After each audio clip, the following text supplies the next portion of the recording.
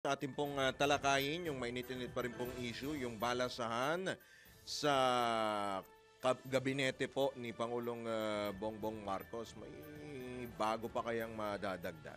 Bago in a sense na umaaray eh. Mm. Dahil ayon kay E.S. Bersamin, hindi siya nag-resign. Yung naman pala eh. May tumawag lang sa kanya para sabihin, we're letting you go. Ang tanong, sino? Sino ba yung nag-let go? Hindi kaya nagamit na naman ang pangalan ng Pangulo para... Di kasi yung ginagawa, Ayun di ba? oh. Ang lumalabas Name doon sa dropping. mga insertion, doon sa ilang mga anomalya, na ginamit ang pangalan ng Pangulo para makakickback. Oo. Di ba? Ito naman, pero ewan ko kung gaano katotoo yung sinasabi ni E.S. Bersamin na may tumawag lang sa kanya para sabihin we are letting you go, pero ES ka eh. Si O nga. Ganun lang ba yung pwesto mo para bigla kang mag-alsa balutan at umalis? Kaya nga. Diba? Alamin ho natin kung ano nga ho ba magiging epekto po, posibleng epekto nga po nito sa atin pong gobyerno and of course sa kabuuan po ng pamumuno ni Pangulong Bongbong Marcos. Ilan yan? 3 yung Latest. ES, Department of Finance, Budget. pati budget. O siya, sige. Ating pong papasukin na. Nasa kabilang linya po ang ating pong panauhin. Ang ating din pong suki, si Professor Dennis Coronacion, isa pong political analyst. Professor Coronacion, magandang umaga po. Welcome po muli sa DWIZ Channel 23. Drew Nasino po at Johnny Banez. Morning, Prof. Yes, hi. Good morning po, Sir Drew and Sir John. Good morning po sa inyong mga taga-subaybay. Opo, salamat po sa inyo pong pagpapaunlak muli, Prof. Prof, ano ho bang nakikita po ninyong bigat o epekto po nito sa nitong rigodon sa gabinete po ng ating pong Pangulo? Is it good or bad? May positive ba or negative? Well, ang nakikita ko po parehong may positive at saka negative itong tinatawag na rigodon na of course naka-focus doon sa resignations ni former ES Lucas Bersamin at saka si DBM Secretary Pangandaman. Although challenge ni ES Lucas Bersamin yung bang narrative ng Malacanang na siya ay nag-resign out of delikadesa. Pero anyway, parang moot na academic. So talagang papalitan na sila, no? Ang balita ko nga si DOF Secretary Ralph Recto, tapos yung isa naman isang, I think, undersecretary ang papalit. Ang positive po nito is that, in terms of optics o image, parang ang message na pinapakita nito o sinasabi is that seryoso ang Malacanang sa anti-corruption drive dito, no? And anyone from the cabinet or any official of Malacanang who will be involved or who will be named in the investigations na sinasabing nakatanggap o kung ano man ay agad-agad pagre-resignin. So ito yung positive image. On the other hand, ano bang epekto nito? Syempre kung halimbawa matagal-tagal nang nagtatrabaho sa Malacanang para sa presidente yung mga cabinet officials and mukha namang reliable itong dalawang nag-resign na to, no? Ang mag-i-epekto niyan is that mawawalan ng Pangulo ng mga sabihin na natin na hardworking, reliable, and loyal cabinet members. Tsaka yung bang yung stability sana sa loob ng cabinet niya na alam niyo yung parang kapag nandiyan na nasanay na sa trabaho tapos reliable naman, parang ang hirap palitan at saka mahirap maghanap ng kapalit. At kung sino yung ipapalit, Professor. Oo. Kasi Tama ho. Prof, pasensya na, baka lang mawala sa isipan. Kasi isa sa mga pinagtaasan din ng kilay, yung ipinalit na ES. Kasi galing from finance, tapos ang binabanggit ng mga hindi kontento, wala namang ibang ginawa yan kundi magpataw ng panibagong tax. Kumbaga, medyo mabigat ang dating nung ilan sa pag-angat ni Finance Secretary Ralph Recto sa pagiging ES. Alam naman natin, pag ES, di ba, ang sabi nila, little president Little, yan. So, hindi po ba kasama yon Prof. Coronation, sa nakikitang medyo negatibo ang dating o epekto, Prof? Opo, kasama ho yun kasi yun na nga, in terms of qualification for the job, yun ang questionable doon. From finance secretary, bigla ka magiging ES, parang ano to, all-around job to, no? At saka ito yung magko-coordinate ng mga iba't ibang mga cabinet members. So, the question there is, kaya ba? Kaya ba ni DOF Secretary Ralph Recto yun? Wala naman tayong narinig na based on his track record, ano? And his past jobs and achievements, parang madalas siya ay ano, kung hindi senador, kundi legislator, parang I don't know kung ano, kung sanay ba si DOF Secretary Ralph Recto sa mga ganyang klaseng ano, no, nature ng trabaho. But we're going to see. We're going to see. Kaya nga lang, there's always that question, kaya ba niya? At nakapanumpa na rin pala siya. Oo, at yan na nga.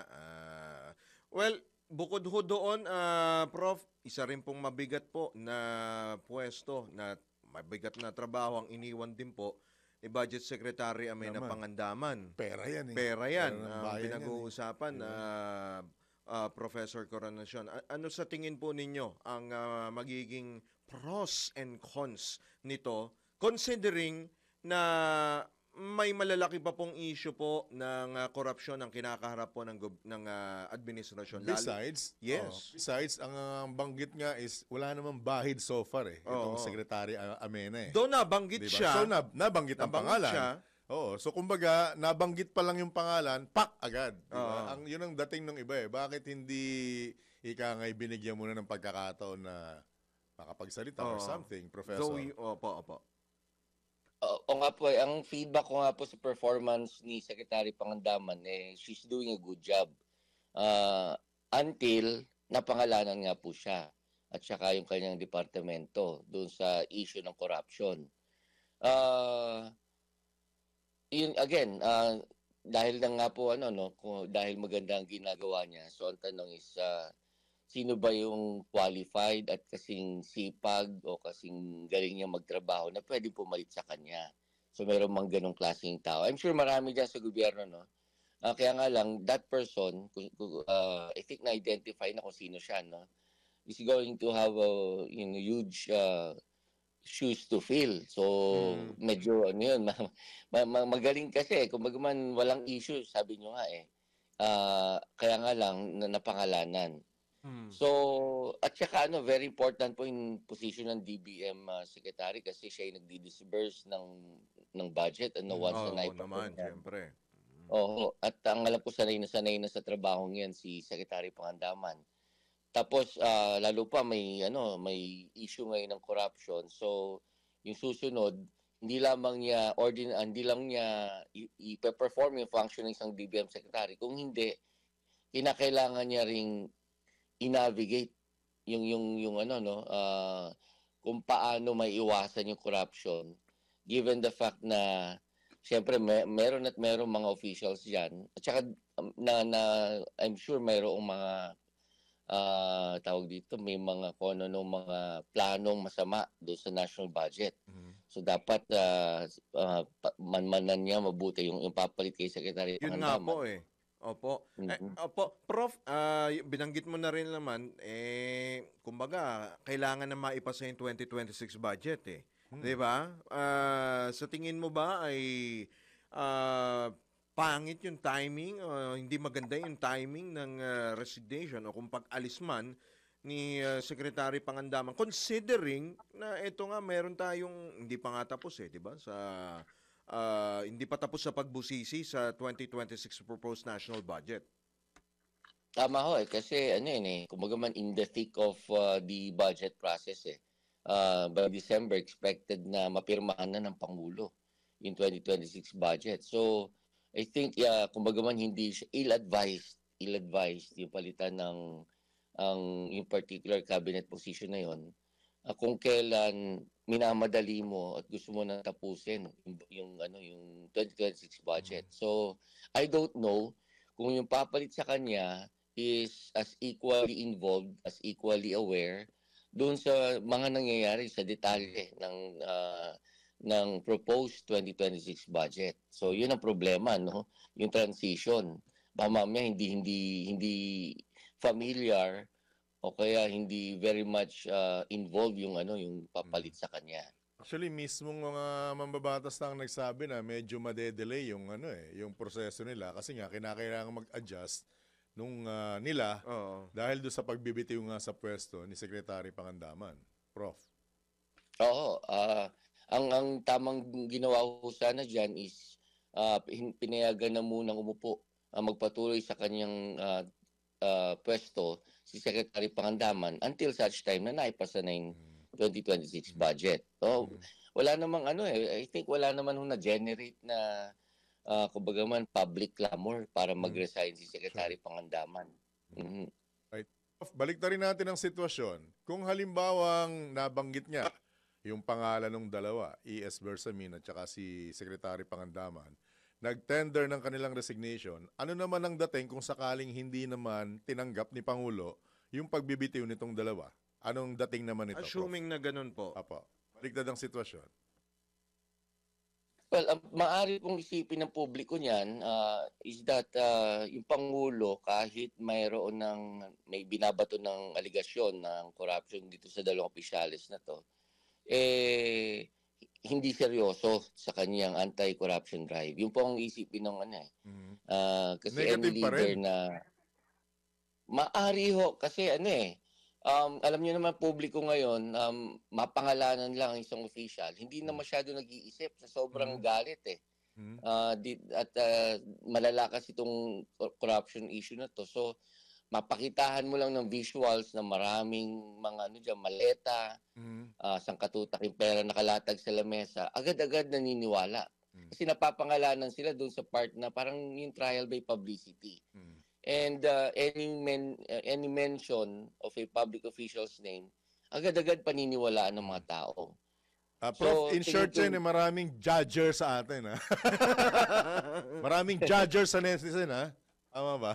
Maraming yung judger na wala namang basis. Yun! Ay, mababaw yung basis. Diba? Yun ang problema sa ngayon. Mhm. Right?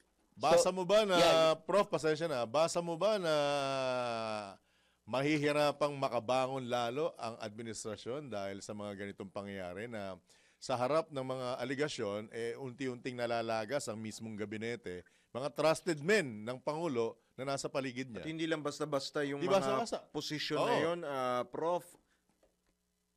Tama ho, these are key positions, executive secretary, tapos budget DBM secretary. These are key positions in the government. And kailangan po yan ng Pangulo, as much as possible, sana nakasama niya yan sa mas mahabang panahon sa pagtatrabaho niya. Kaya nga lang, may ganitong klaseng disruption. Talagang maantala yung kanyang pagtatrabaho. So, imbis na nakafocus sana sila sa mga natitira pa na nais gawin ng Pangulo, yung mga unfinished business. Kasi malapit na rin siya bumaba sa pwesto may mga ganyan pang mga yung mga istorbo sa dapat sanang smooth na pag-achieve ng natitira pang mga goals. Apo. So, Prof, sorry to interrupt. Sa tingin mo ba nagsunog ng tulay ang administrasyon, si Pangulong Bongbong Marcos? Nilet go niya yung mga, let's say, mga one of his finest, ika nga, Prof, finest men? Pag nagsunog po ba ng tulay, ibig sabihin yung parang yung friendship. Para ba siyang, opo, yeah?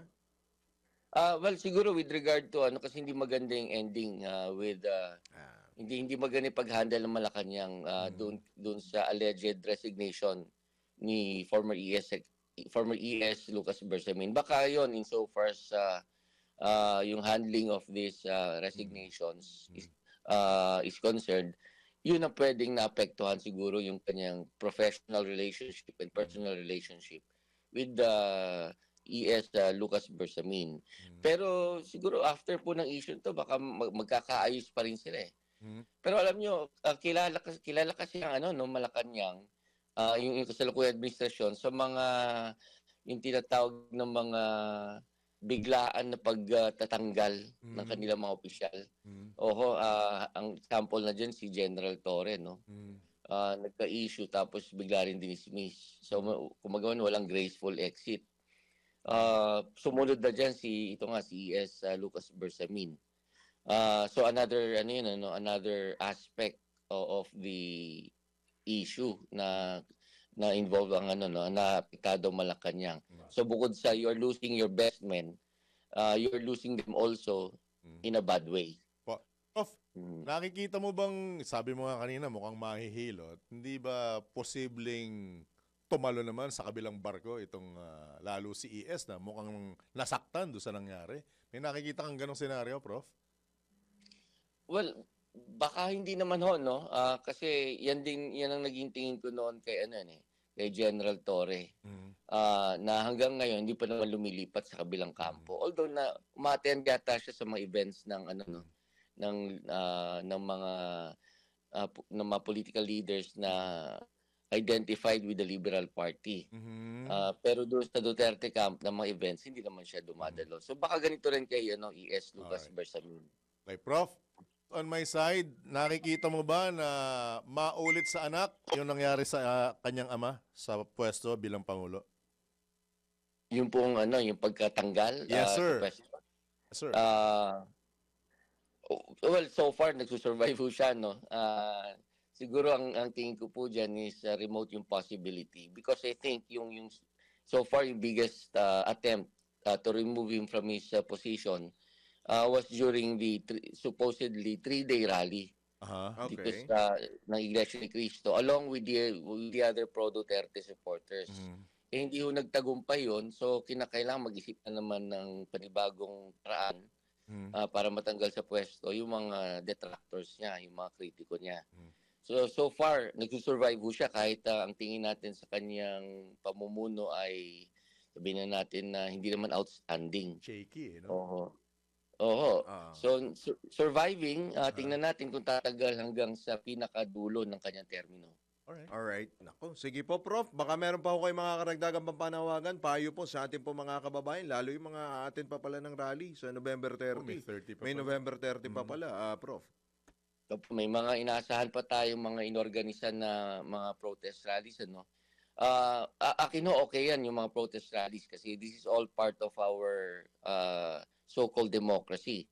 Karapatan ho natin mag-express ng grievances natin, lalo na patungkol sa corruption, sa gobyerno.